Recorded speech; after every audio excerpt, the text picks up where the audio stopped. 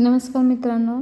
ठरलं तर मग या आजच्या एपिसोडमध्ये आपण पाहत आहोत की अर्जुन सगळ्या गोष्टी सांगतो आणि बोलतो की पण महिपत निसटला, पण काळजी करू नका, मी महिपतला लवकरात लवकर शोधून काढेल. मग त्यावरती प्रतिमाला कल्पना बोलते की ह्या सगळ्यामध्ये एक गोष्ट बरी झाली की प्रतिमाला सगळं आठवायला लागलं असं बोलते.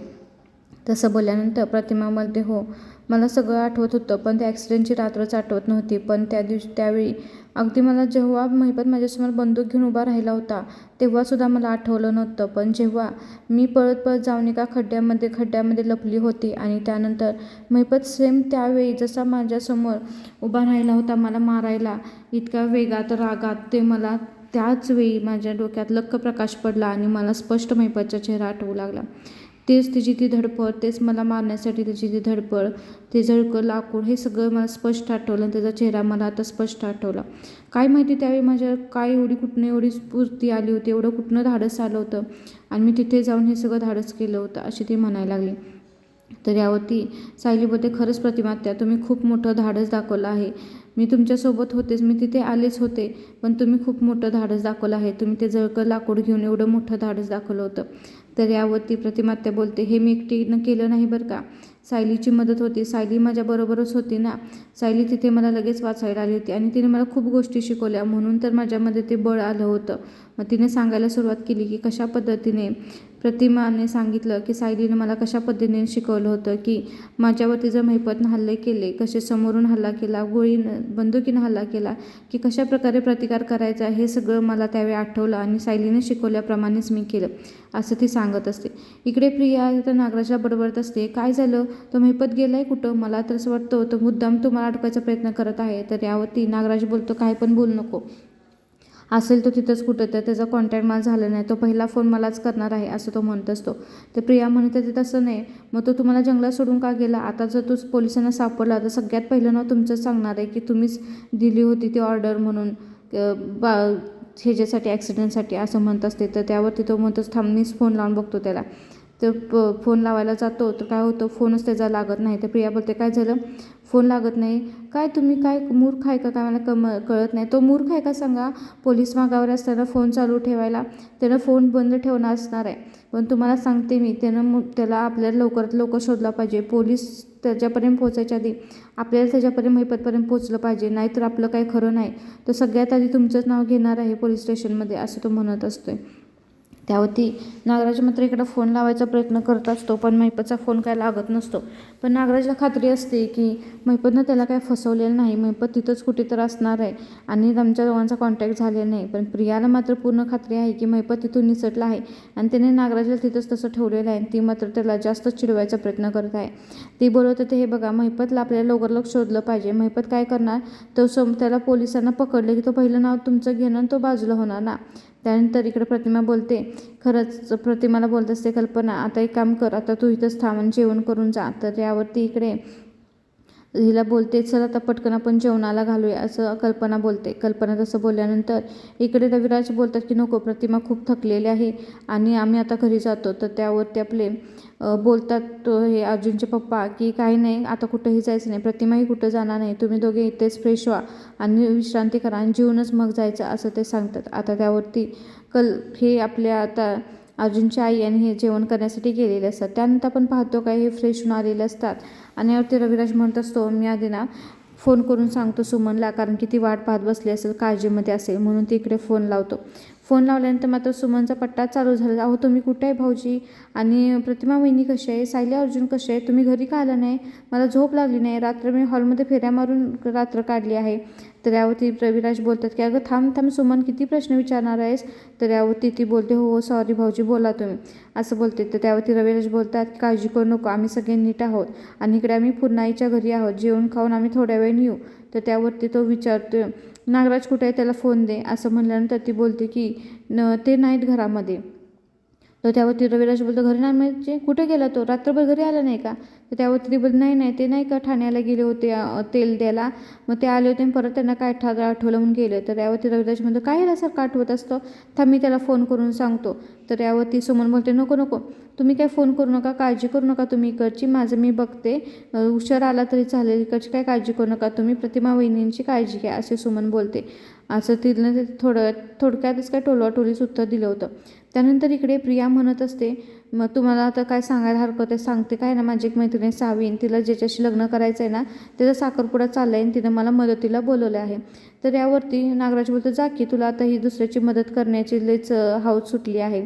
तर यावरती ती बोलते, कशी जाणार, लग्न आहे तुझा, तू साखरपुडा आहे तुळजापुरामध्ये आणि तुम्ही मैपतने दोघांनी हा जो घोळ इथं घालून ठेवलेला आहे ते सोडून मी कशी जाऊ सांगा बघू, असं म्हणते. त्यावरती नागराज बोलतो, एक काम करूया, मी की नाही, मेहपतचा फोन लागत नाही, मेहपतचा एक पंटर आहे पक्या, त्याला फोन लावतो. त्यावरती ती बोलते, लावा आणि फोन स्पीकरवरती ठेवा, बघू काय झालं आहे, मला तर पूर्णपणे खात्री आहे तो निसटून गेला आहे. तर यावरती नागराज बोलतो, नाही गं, तो इथं जंगलामध्येच असणार आहे, मला चांगलं माहिती आहे, तो कुठेही गेलेला नाही. त्यानंतर मग तो काय करतो, पक्याला फोन लावतो आणि पक्याला विचारतो, काय झालं रे, मेहपत कुठं आहे. तर पक्या सांगायला सुरुवात करतो. पक्या म्हणतो की जंगलामधून ते असं असं झालं, नंतर पोलीस आले, पोलिसांची त्यांच्यात गोळीबार झाला आणि त्यामध्ये आम्ही त्यांना सुखरूप बाहेर काढलं आहे आणि ट्रकमधून पाठवून दिलं आहे. मग तो नागराज बोलतो, मग आता कुठं आहे. तर त्यावर ते पक्या म्हणतो, काही माहिती आहे, त्यांचा काय परत कॉल झालेला नाही, ते तिथून गेल्यापासून त्यांचा फोन झालेला नाही. यावरती नागराज बोलतो, याचा अर्थ तो पनवेलमध्ये नाही का. तर यावरती पक्या बोलतो, नाही ते पनवेलमध्ये नाही, तिथून निसटलेले आहेत असं सांगतो. हे ऐकल्यानंतर आता प्रिया बरोबर आता म्हणते नागराजला, बघितलं का तुम्ही, आणि तुम्ही म्हणता तो इथंच आहे, कसा आहे तो, सोडून गेला, निसटला आहे, तो हुलकावणं दाखवत आहे आपल्याला, आता जर पोलिसांना सापडलं तर काय होईल, त्यासाठीच मी सांगते तुम्हाला, महिपतला आपल्याला लवकरात लवकर शोधला पाहिजे. तर यावरती नागराज बोलतो, बरोबर आहे, नाहीतर आता सायली, अर्जुन, प्रतिमा, रविराज ह्यांना जर कळालं, जरा भनक लागली पोलिसांच्या आधी, महिपत जर सापडला तर मी खलास झालो, माझा डाव सगळा संपला. आता त्याआधी आपल्याला महिपतला शोधावं लागेल, त्या महिपतचं काय करायचं हे आता आपण ठरवूच. आता प्रियाच्या म्हणण्यासारखं सगळं झालं आहे. त्यानंतर आपण पाहतो काय, इकडे अर्जुन म्हणत असतो की हो सिनियर, मला हेच कळत नाही आहे की तू कधी त्या महिपतला भेटला नाहीस, काय नाही, तुझा आणि तिचा काही संबंध नाही आहे, मग त्यानं तुझ्या अख्ख्या फॅमिलीला मारण्याचा का प्रयत्न केला असेल, असं तो विचारत असो. त्यानंतर काय होतं, सुमनला खरंच जरासं टेन्शन आलं असतं, नागराज अजून घरी आलं नाही, गेला तर कुठं म्हणल्यानंतर ती फोन लावायचा प्रयत्न करत असते, पण त्यांचा फोनच लागत नसतो, म्हणून ती खूप अस्वस्थ असते. त्यानंतर आपण पाहतो का, इकडे चैतन्याचं विश्रांती घेऊन आलेला असतो बसायला. तर यावरती अर्जुन म्हणत असतो, कशाला आला असतो, विश्रांती घ्यायची. तर चैतन्य बोलतो, नाही रे, आता मी ठीक आहे, इतकं काही मला झालेलं नाही. तर तेवढ्यातच मात्र ही घेऊन कॉफी घेऊन आलेले असते सगळ्यांना आणि बोलते, चैतन्य बाजी, कॉफी घेतल्यानंतर तुम्हाला छान वाटेल असं बोलते. त्यानंतर मग काय होतं, इकडे आपल्या चैतन्य म्हणत असतो, महिपतला आपल्याला लवकरात शोधून काढलं पाहिजे.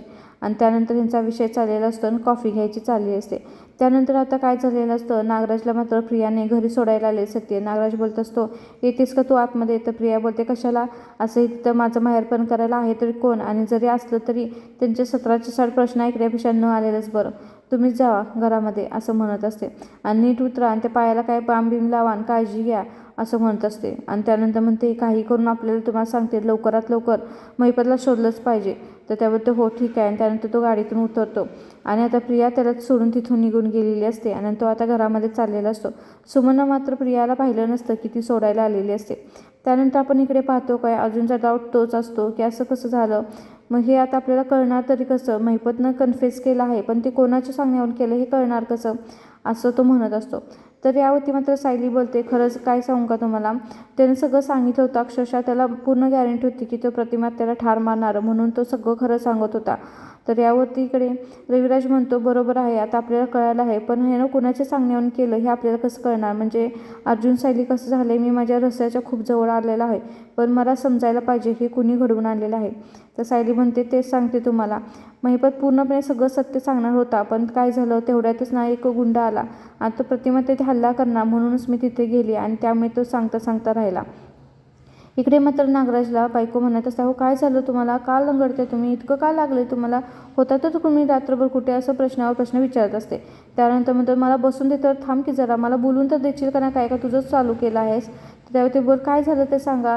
तर तो बोलतो, घसवलं तेल. त्यानंतर त्याला आठवतो आणि तो चालतो करतो कहाणी, काय नाही तुझ्या आत्याकडे गेलं नव्हतं का तेल द्यायला, आणि तेल देऊन येताना गाडी स्टार्ट होत नव्हती, थोड्या अंतरावर गेली, गाडी स्टार्ट झाली, परत बंद झाली, आणि त्यानंतर मग तुला फोन लावत होतो, मेकॅनिकला फोन लावायचा होता, आणि लावता गड्ड्यात घसरून पडलो आणि मग बेशुद्धच झालो, असं म्हणायला लागला.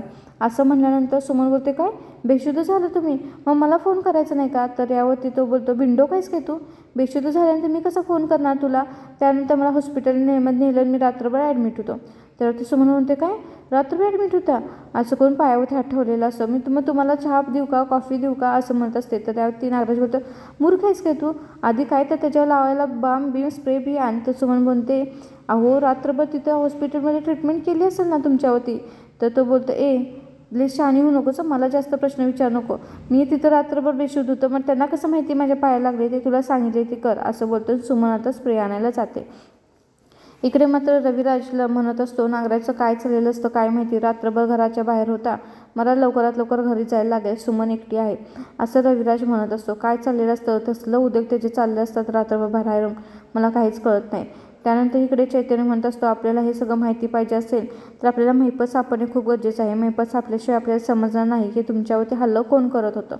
त्यानंतर आपण पाहतो काय, इकडे सायली रूममध्ये झोपायला आल्यानंतर सायली खूप अस्वस्थ असते. तर अर्जुन बोलतो, बास झाला आता, मला माहीत आहे तुला टेन्शन आलं असेल, पण आता शांत निवांत झोप, असं म्हणतो. असं म्हणल्यानंतर सायली म्हणत असते की अहो काय माहिती मला असं का गरगरत आहे, मला का असं होतं आहे. तर त्यावरती तो म्हणत असतो, काही नाही, आज खूप त्रास झाला, धावपळ झाली, त्याने तुला स्ट्रेस आला असेल, त्यामुळे तू जरा थकली असशील, त्यामुळे तसं होत असेल. तर सायली बोलते, खरंच आज प्रतिमा त्यांनी खूप मोठं धाडस दाखवलं माहिती आहे का, म्हणजे ज्या ठिकाणी ॲक्सिडेंट झाला होता त्या ठिकाणी जाण्यासाठी खूप मोठं धाडस लागतं माहिती आहे का. आणि त्यांनी ते धाडस दाखवलं, आणि त्यांनी फक्त धाडस न दाखवता महिपतचा सामोरही केला. हे पाहून आता अर्जुनलाही खूप छान वाटलेलं असतं. खरंच आता प्रतिमा त्यानं खूप मोठं धाडस केलं होतं. त्यावरती सायली म्हणते, पण मला काही कळतच नव्हतं, मला का गरगरत होतं, पण तरीही प्रतिमा त्यावरती हल्ला करायला गुंड आलाय म्हणल्यानंतर मी सगळं विसरून पुढं गेले होते, पण मला खूप चक्कर आल्यासारखी गरगरत होत होतं, मला काय होत होतं, मला का तसं होत होतं, मला काहीच कळत नव्हतं. तेवढ्यातच सायलीला आता परत गरगरायला लागलेलं असतं आणि चक्कर यायला लागले असते. तेव्हा ते अर्जुन तिला खाली बसवतो आणि बोलतो, शांत हो सायली, खरंच आज खूप ट्रेस आला आहे, त्यामुळे तसं होत असेल, काळजी करू नको. तर यावरती अर्जुनला तसं बोलल्यानंतर सायली म्हणत असते अर्जुनला, मला एक गोष्ट कळत नाही की हा सगळा ॲक्सिडेंट रविराज काका आणि प्रतिमा आत्याचा होता, त्यांच्या बाबतीत हे सगळं घडलं होतं, त्यांचा ॲक्सिडेंट झाला होता त्या ठिकाणी, पण मला ते सगळं पाहिल्यानंतर का गरगरत होतं, मला का त्रास होत होता, ती जागा पाहिल्यानंतर मला का अस्वस्थ होत होतं, माझ्या बाबतीत असं का होतं आहे, माझं त्यांचं काय कनेक्शन असेल का, त्यांच्या ॲक्सिडेंटशी माझं त्यांचं काही तर नातं असेल का, मला काही तर वेगळंच वाटत आहे, असं ते अर्जुनला म्हणत असते. कारण की तिला त्या ठिकाणी गेल्यानंतर कार गरगरत आहे याचं उत्तर अजूनही सापडलेलं नसतं. उद्याच्या भागामध्ये आपण पाहत आहोत की ते बड्डे सेलिब्रेशन चाललेलं आहे, आणि बड्डे सेलिब्रेशनमध्ये ह्या दोघांना सरप्राईज पार्टी घरातल्याने दिलेली आहे. त्यानंतर आपण पाहतो काय, प्रियाला मात्र महिपतच्या घराबाहेर दिसली आहे साक्षी, आणि त्यामुळे ती झाली आहे चकित. याचबरोबर जेव्हा सायली ओवाळत असते तेव्हा मात्र तिला लहानपणीचं ओवाळण आठवायला लागलं असतं. हे सगळं आपण उद्याच्या भागामध्ये नक्की पाहू.